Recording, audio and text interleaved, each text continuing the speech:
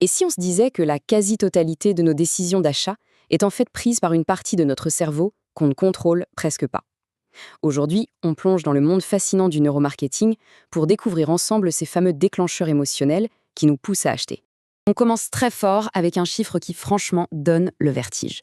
Selon des recherches de la Harvard Business School, 95%, oui, 95% de nos décisions d'achat ne sont pas logiques. Elles se prennent dans les profondeurs de notre subconscient. Alors la question se pose. Dans un monde où on est bombardé par, tenez-vous bien, jusqu'à 10 000 publicités par jour, comment une marque peut-elle vraiment sortir du lot? Eh bien la réponse, ce n'est pas la logique, c'est l'émotion.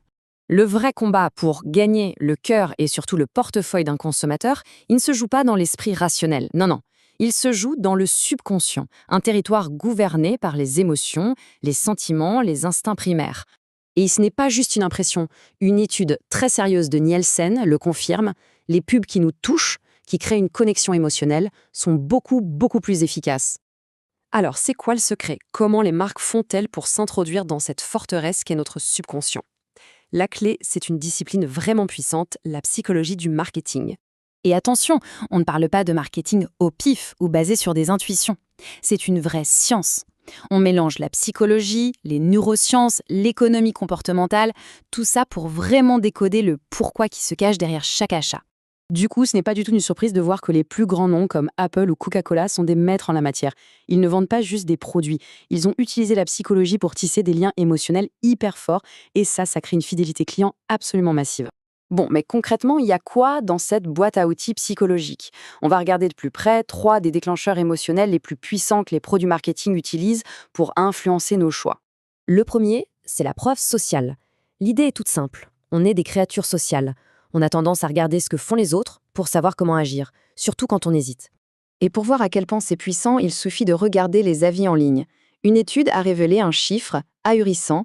88% des gens font autant confiance à un avis sur Internet qu'à la recommandation d'un ami proche. C'est énorme!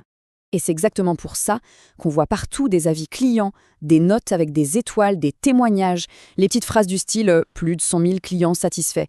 C'est fait pour nous rassurer, pour nous dire « Hé, t'inquiète, plein de gens ont fait ce choix et ils sont contents. Toi aussi tu le seras. » Le deuxième déclencheur, c'est un des plus redoutables, l'aversion à la perte. En clair, notre cerveau déteste perdre, et il déteste ça bien plus qu'il n'aime gagner. La douleur de passer à côté de quelque chose est beaucoup plus intense que le plaisir de l'obtenir. C'est ce qu'a démontré Daniel Kahneman, un économiste comportemental qui a eu un prix Nobel pour ses travaux.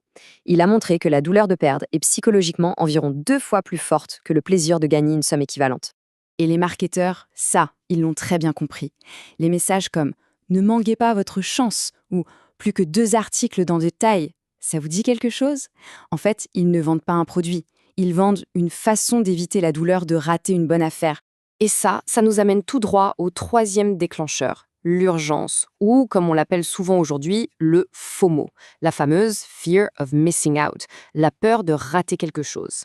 C'est ce sentiment, cette pression qui nous dit d'agir tout de suite, avant qu'il ne soit trop tard. C'est un raccourci hyper efficace qui court-circuite notre logique et qui parle directement à nos instincts de survie.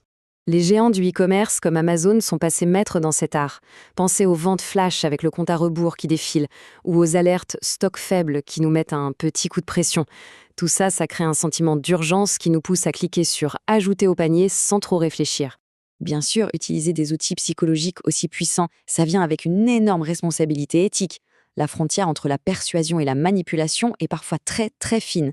Et la différence est cruciale. Le marketing éthique, il utilise ces principes pour apporter une vraie valeur et renforcer la confiance. La manipulation, elle, s'en sert pour un gain rapide, mais à la fin, ça détruit la confiance et ça nuit à la marque sur le long terme. Et aujourd'hui, être éthique, ce n'est plus juste une option, c'est aussi un bon calcul commercial. Les consommateurs sont de plus en plus informés et ils choisissent des marques qui sont transparentes et qui tiennent leurs promesses, que ce soit au niveau social ou environnemental.